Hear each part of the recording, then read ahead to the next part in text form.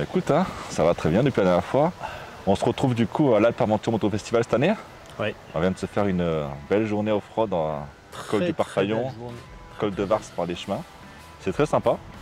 Présente-toi quand même un petit peu parce que du coup, moi je te connais, mais peut-être que les gens ne te connaissent pas.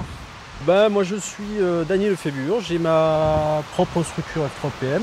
Je suis formateur moto au sein du Centre national de formation des motocyclistes de la police nationale, donc le CNFM. C'est ça, à Sens. À Sens. Je t'ai mis te voir du coup la dernière fois. Exactement. Donc du coup, comment ça se passe en fait là, vous avez plusieurs formateurs et vous formez du coup les futures personnes qui vont être policiers sur la route en motocycliste. Alors ça c'est notre boulot principal, on va dire. D'accord. C'est-à-dire de former des motocyclistes de la police nationale. Maintenant on a différentes formules, c'est-à-dire qu'on fait des stages de reprise de spécialité, de recyclage. D'accord, ok. Et on forme par exemple la police municipale, on forme aussi les monégasques.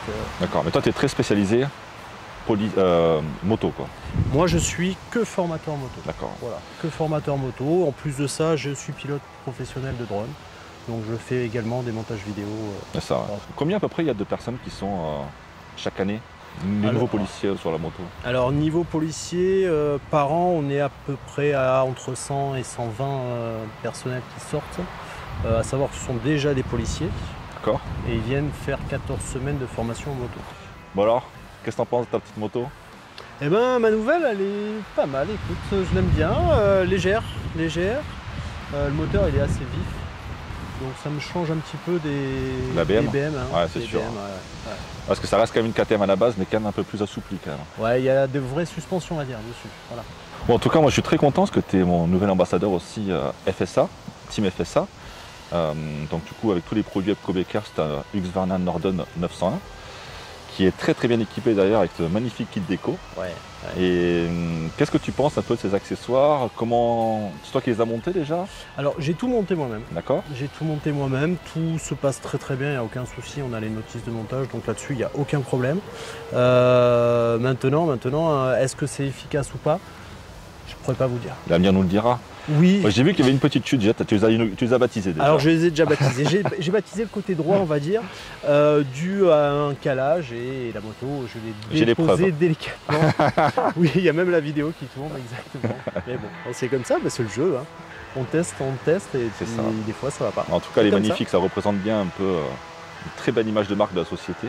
Du coup, F3PM, donc tu peux nous en dire un peu plus? Eh ben, F3PM, je l'ai créé il y a 4 ans de ça. Il y avait beaucoup de personnes, de motards qui me demandaient par rapport à mes formations de moto de la semaine, donc au centre, si je pouvais leur donner des techniques. Les aider, quoi, avoir des formations un petit peu. Et on m'a proposé pourquoi tu ne montrais pas ta propre structure. J'ai fait c'est pas bête comme idée, je vais voir ce que je peux faire. Donc j'ai créé F3PM il y a 4 ans de ça. Il y a 4 ans de ça, j'ai commencé par ce que je savais faire très bien, on va dire, ce que je fais tous les jours de la semaine, c'est-à-dire de la maniabilité avec des techniques, des exercices police, quoi. Voilà.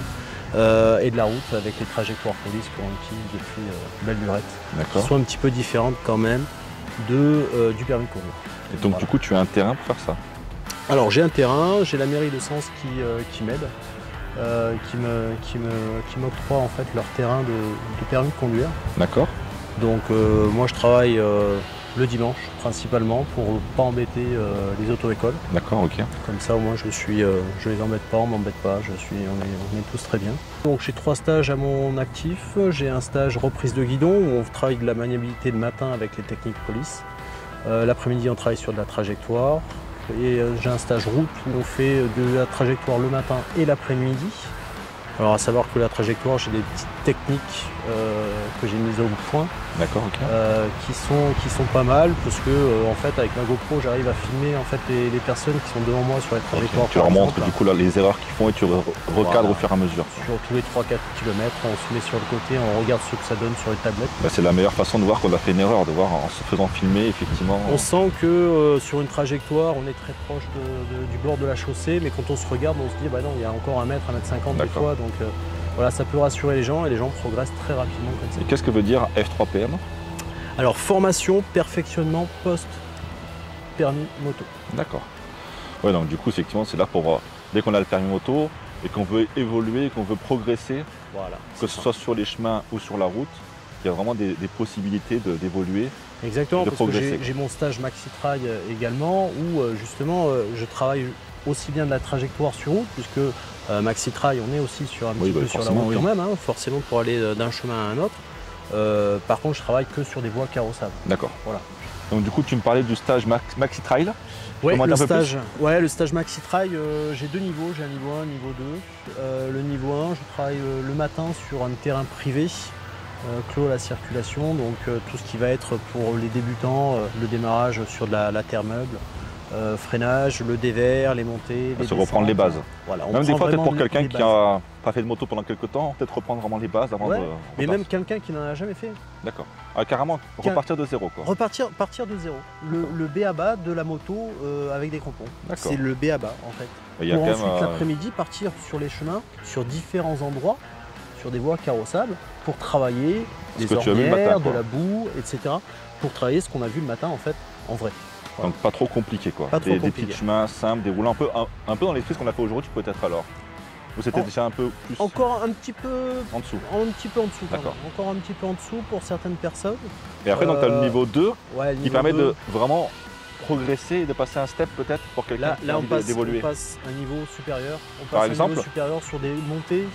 L'année dernière, tu as formé par exemple les cornacs, tu les as aidés pour le GS Trophy. C'est un peu cet esprit un petit peu, pousser un peu les limites, un peu pour voir un peu ce qu'on peut aller. On essaye de pousser un petit peu les limites. On part sur toute la journée sur des voies carrossables en allant chercher des difficultés. Et on travaille sur ces difficultés. C'est ça, chercher ces difficultés, chercher ces faiblesses pour peut-être les compenser peut-être. Les compenser, les surmonter aussi. C'est ça, ouais.